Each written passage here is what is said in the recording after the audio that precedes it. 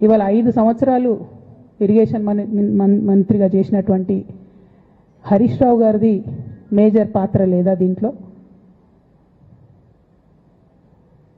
అందుకే కదా కేసీఆర్ గారు వారిని సెకండ్ టర్మ్లో తప్పించిండ్రు.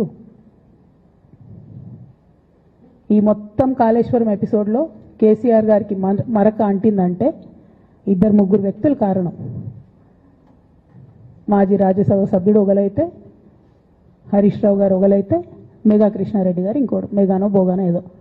ఈ పెద్ద పెద్ద కాంట్రాక్టర్లు అందరితో కుమ్మక్కై కేసీఆర్ గారు ప్రజల కోసం ఆలోచన చేస్తే, నీళ్ళ కోసం ఆలోచన చేస్తే, వీళ్ళు సొంత వనరుల కోసం, డెవలప్మెంట్ కోసం, ఆస్తులు పెంచుకోవడం కోసం ఆలోచన చేసి ఇవాళ మీ వల్ల రేవంత్ రెడ్డి లాంటి వ్యక్తి, తెలంగాణ ఉద్యమానికి సంబంధం లేని వ్యక్తి, కేసీఆర్ గారి కాలి గోటికి సరిపోని వ్యక్తి, ఆయన నిలబడి కేసీఆర్ గారిని చేయెత్తి చూపించి కేసీఆర్ గారి మీద సిబిఐ ఇవాళ నేనే